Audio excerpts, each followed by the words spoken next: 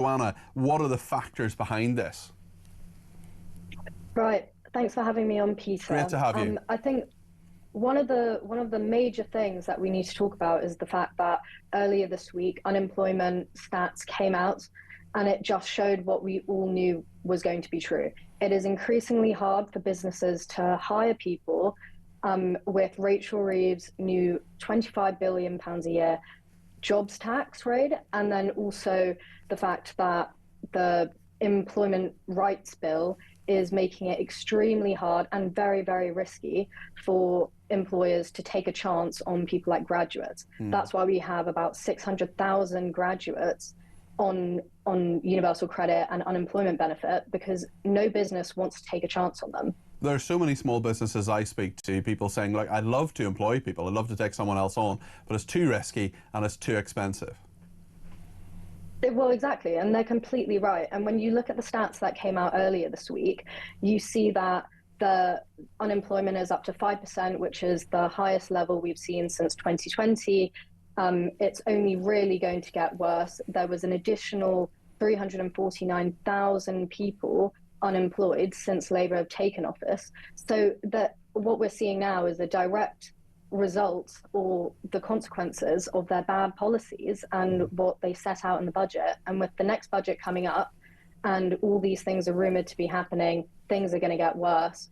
Businesses will feel extremely scared, and that will have knock-on effects for all these people that can't get work.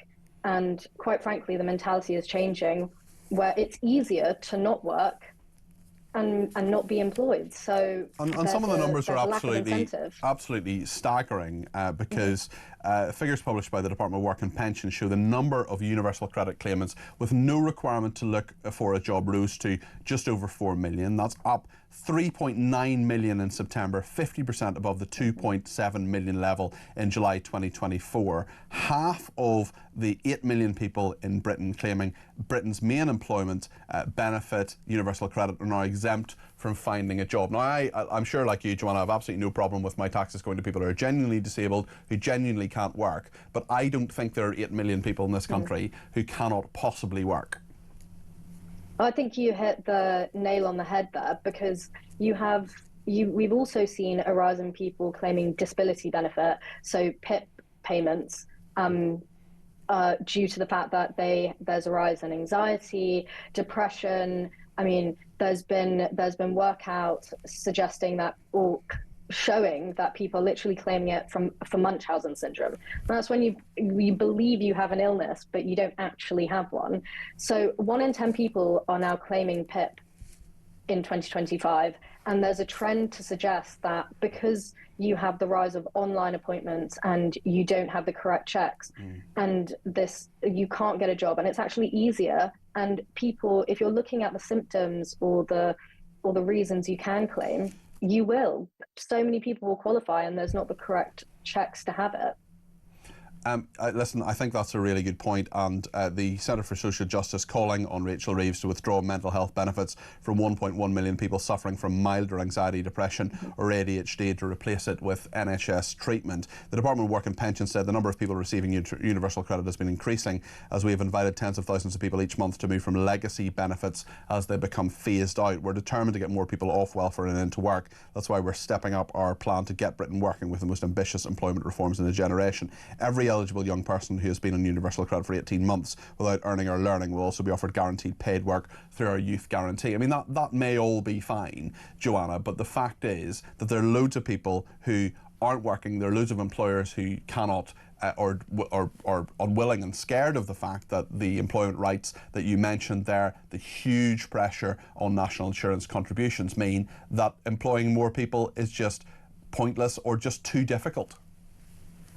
Exactly, and you're completely right. What we're seeing now is that businesses are scared to employ people. It's harder to get them in because you have to pay more in order per employee, and then it's also harder, worst case scenario, to get them out. So nobody wants to take a risk on, say, people that have no job history or are looking for a chance, looking for experience. We've seen that the OBR has forecasted the universal credit bill to reach 100 billion by 2030, I mean, that's 4.5 fiscal black holes. If you take the black hole to be 22 billion pounds, Yeah.